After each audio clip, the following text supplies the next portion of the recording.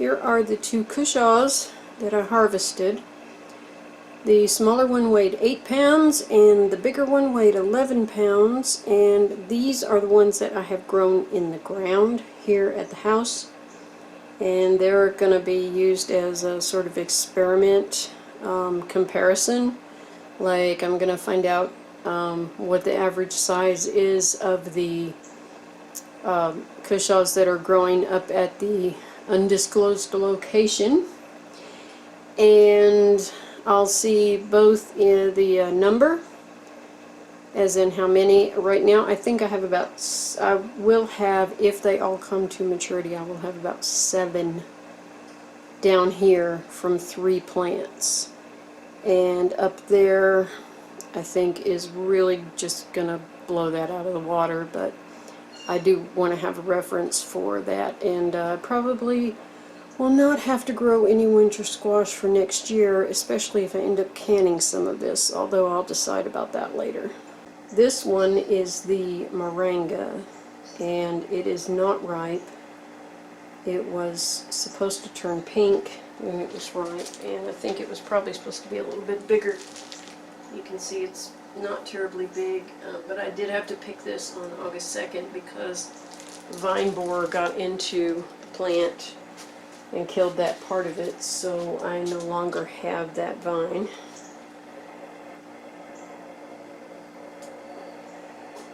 And the first fruit that I had to pick off of it was because the squash bugs got to it, so it was not only a little too green, it did not taste very good, so I don't think I'm going to be growing these again, at least not here at the house. It hasn't been decided yet whether or not I'll plant anything up there on the wood chips next year. My dad may have something in mind that he wants to plant, and I may have plenty of winter squash and those butternuts and the cushaws and the North Georgia candy roasters, as prolific as they have been so far. Depending on how long they're going to last, I may need to can some of it, and if I do that, then I'll have plenty for the year, and I probably won't want to grow any winter squash next year. In fact, down here at the house, I've been concerned about the quantity of squash bugs.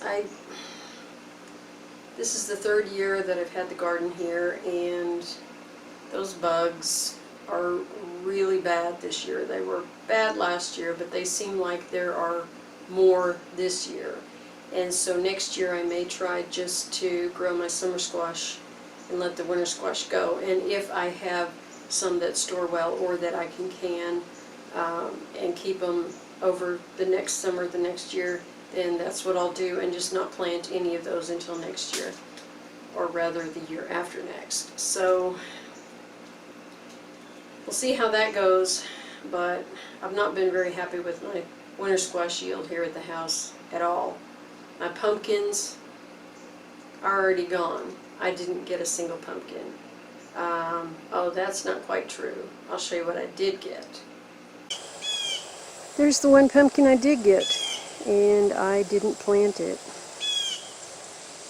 That is the volunteer vine that came out of the compost, and looking at the color of it, I'm thinking it might be one of those buckskin pumpkins, or I don't know. It's not very orange, but I really don't remember what else I had last year. It's not a gray ghost, I know that, and I don't remember if it's one of the ones that I planted that didn't do much and then I had to just throw the rotten ones in the compost or what. But anyway, that's it, and I'm waiting for it to get dry. The stem is still a little bit green, so I'm leaving it. It's so green underneath. It's not a bad size. You know, a good flat pumpkin. I had some pumpkins growing up here, but the bugs just killed them. So that just gave the melons more room to spread out, and I came in here after the pumpkin vines died and I replanted, and I put some watermelon vines in there, And those are kind of coming out, and they're trying to make melons. So I'll have something at least, but it won't be a pumpkin. These crane melons are doing really well. I expect this one will be ripe in probably 2 or 3 days. And I've been really happy with them. I think that's probably the best melon that I've grown since I've been here. This is the 3rd year for the garden here. And I will be saving seeds from those, and I'll be bringing some of those to the Heartland Homesteaders Picnic. So if anybody wants crane melon seeds, they're just a delicious little cantaloupe. And over there is the cassava. And someone gave us those seeds at the picnic last year. I can't remember who, unfortunately. But they are looking good. There are probably 4 fair-sized melons out there in the patch. And though we haven't eaten one yet because those are still green, but I'm really looking forward to it. Y'all, I want you to look at this Rosella. My friend Kathy at Living Miracle Homestead sent me these seeds, and this has really exceeded expectations. Now this is one plant here. This one stayed in a pot for a long time, and so it's not quite as big, but look at this one. This is one plant. The stem is like a small tree trunk down there. And I think, hard to tell exactly because I've never grown Roselle before. I don't know what it looks like when it's getting ready to bloom, but I think it's getting ready to bloom. Pretty excited about that too because I've never had Roselle tea. And I'm anxious to see what that tastes like. And if I like it, then I will plant more of it next year. These tomatoes have done better down here than they have in the main garden, and I think that next year I will plant the tomatoes and peppers down here. Here's another green crane melon, and there's another small one. Looks like it's going to be pretty prolific, and I'm happy about that because I actually do like this one. Well, some stuff getting pretty ugly up through here. You can probably see that I have pruned off a whole lot of the leaves on these squash vines. These are the cushaw vines, and they have had powdery mildew set in, which is not good. And in the interest of trying to keep the plants alive and keep them aerated, I have cut off a whole lot of leaves. It was bound to happen. It's going to happen every year in western Kentucky because it's very hot and very humid here in the summer. And aside from the 2 that I've already harvested of the cushaws, this is the biggest one so far. I have not had any way to weigh it, but the stem is still very juicy, so I'm not going to harvest this yet. I have another one over here, and there's one there and one there that are smaller, so I'm not sure how many more I'm going to get, but as far as the space that it's taking up, I don't think it was worth it. More squash bug eggs. Not today, Satan. These ground cherries have produced extremely well, and believe it or not, as ugly as that is, it's still producing. I don't know whether it's the lack of rain or if it's just reaching the end of its natural life cycle. I don't really know anything about them since I haven't grown them before.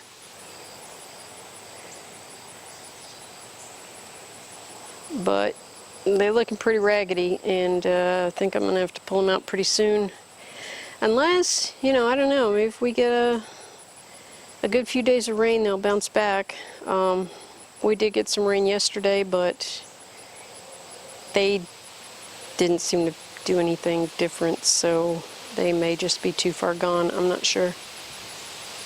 I do know that I have really enjoyed eating them, and I made some good jam with the ground cherries, and those are definitely going to be a grow again. And I think next year I'll plant more than 3 plants so that I don't have to wait a couple of weeks to accumulate enough in the freezer to make a batch of jam. That is my Blue Lake pole bean. I had 5 seeds, and I think 3 of them came up, so I'm just basically growing those for the seed right now. I'm going to leave all the beans that it makes on the vine. I have been disappointed with some of the beans, though. The lima beans have only just now made enough to replace the seeds that I planted. So I may grow those again next year,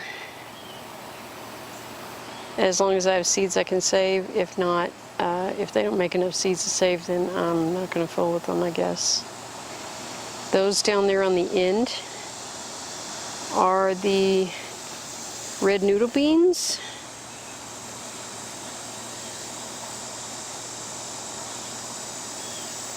These vines are fantastic. They're lush, they're green. They're just growing all over the place, but I've only gotten like 3 beans off of them so far.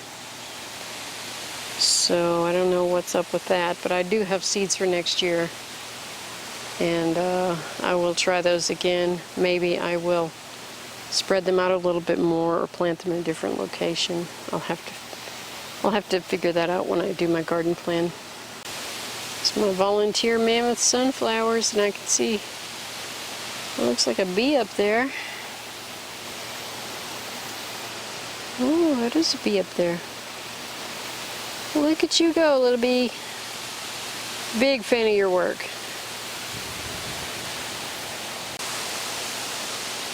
Yeah, it's getting a little windy out here, and something is eating up those leaves, but those are the volunteers. They're pretty tall. Probably about 8 feet tall at this point, and I guess those were the Mammoth gray striped, the seeds that either fell or the birds planted them for me, so I'll just call them a bonus and be happy. These are sunflowers that I planted just in this little patch when I pulled the kale out, and they're doing well. I think those might be lemon queen. They are getting ready to form blooms, but they're probably still a few days away from blooming. And somehow I've got a cucumber growing in the yard. Probably won't make it through the next mowing, but oh well. Back there amongst the jungle plants are the loofahs. They have really just scrambled up these poles. It's about probably 12 feet up to the top, and it is up there all the way to the top and hanging over a little bit. That is the second bloom that I've seen, although it doesn't seem to have any loofahs on it yet. And I'm not sure it even has time to make anything at this point. We have about 80 days-ish left in the growing season. So I hope they'll get on the ball. I still have a couple left from my previous crop, but I would like to have some new ones for this winter to use. We got a decent amount of rain. Got peas making. Not sure how many I'm going to end up with, but they're looking pretty good, all things considered. It's been really hot, and if the peas don't like the heat, then they're just going to stop. So I hope that doesn't happen. Now I'll show you these gourds. This was the one that I wasn't sure that I planted.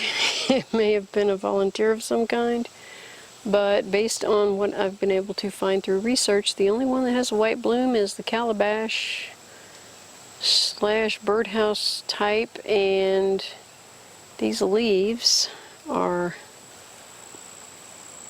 really big.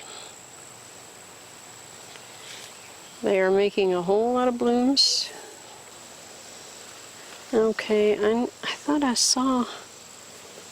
Oh, there they are. Okay, I was going to say, did something eat them? The deer seem to like these for some reason. Here is that bloom end off of there. Here's a new one. You can see the shape. I'm really not sure how big these are going to get, but before the rain, this one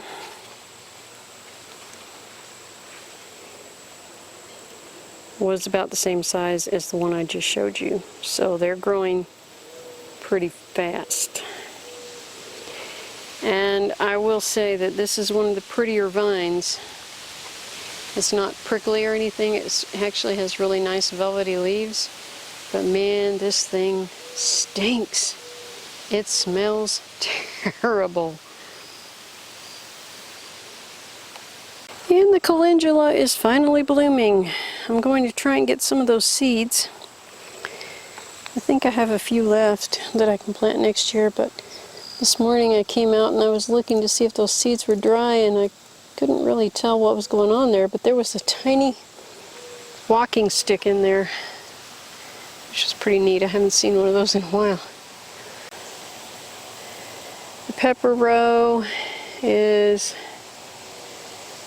looking kind of pitiful right now because it's the middle of the day, and I really should have better light to do that because it is super blown out back there. But those are all the peppers. I think I have 29 or 30 plants, and they're producing, but you know, nothing spectacular. I planted the seeds out of 2 lemons and had an astounding germination rate. These are a few weeks old, and I'm going to bring them to the picnic in September.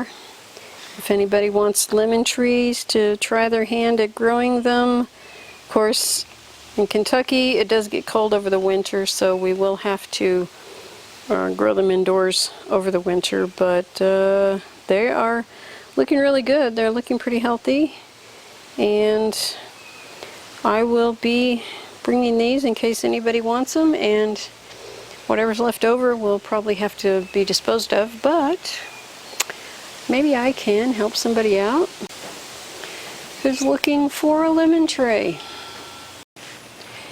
And in the ugly category, sadly, I point to my lavender and my begonias, which were once so pretty just a couple months ago.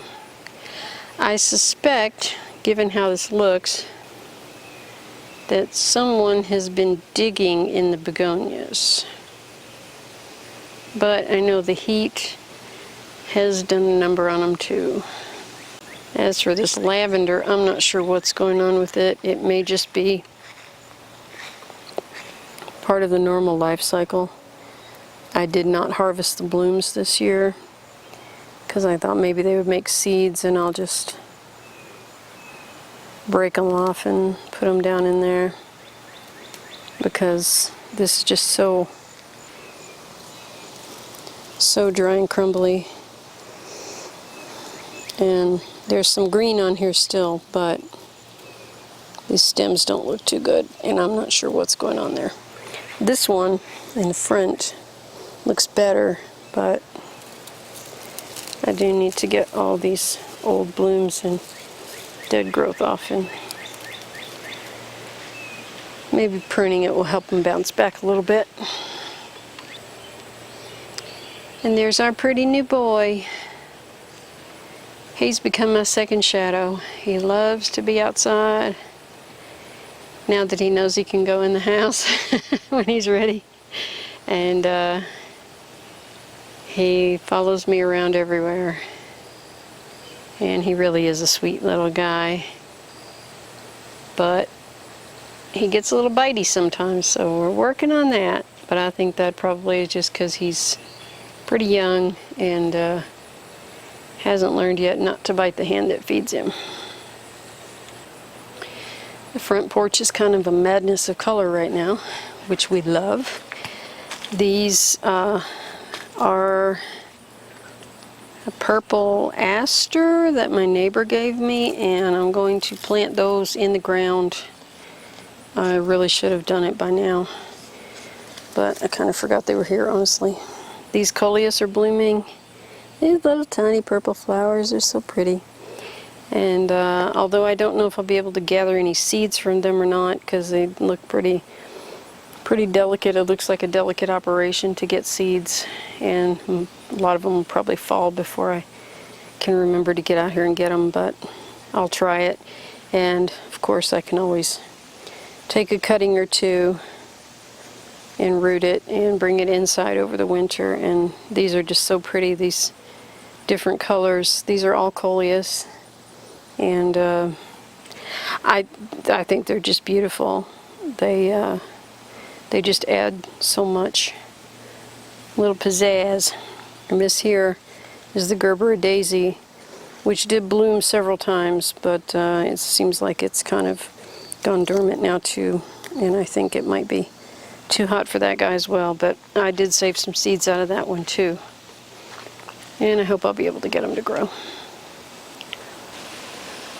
This begonia is doing okay, but it could be better.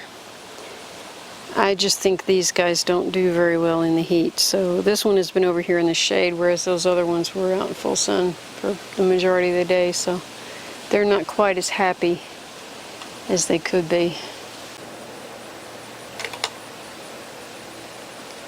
And there's my decorative corn that I forgot I hung up there. I wonder if I could plant that. Look at my bare naked ladies, y'all. Aren't they pretty? Hello, ladies.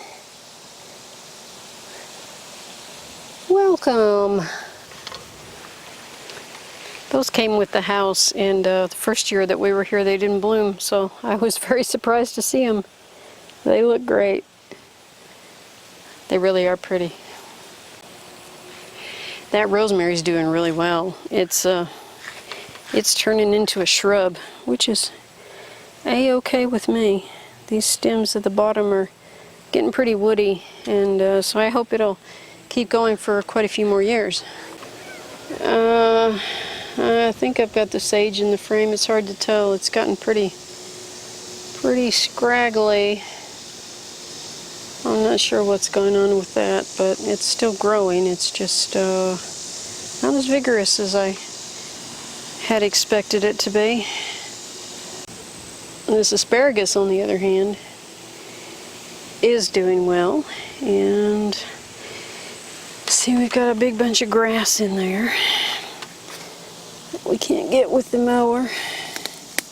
This horseradish is also starting to die back, and I guess I'll try and dig that a little bit and see what's going on with it. I think I planted 4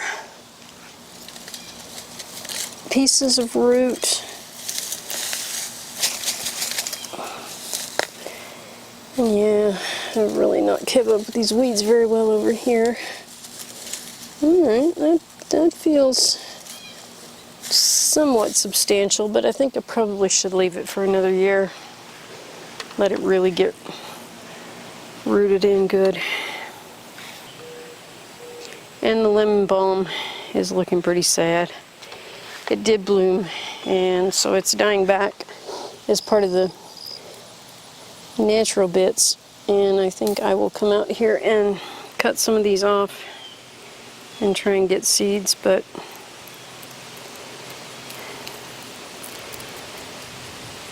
I may do better just to try and root some cuttings and maybe let it self-seed. I don't know. It does have some nice new growth in the middle here. More grass. Yeah, I've really let these weeds get too bad over here. But when it's this hot, it's really hard to be out here in the direct sunlight a lot. So we'll just take these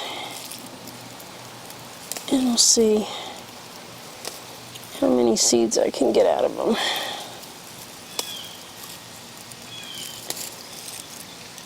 And leave the rest alone.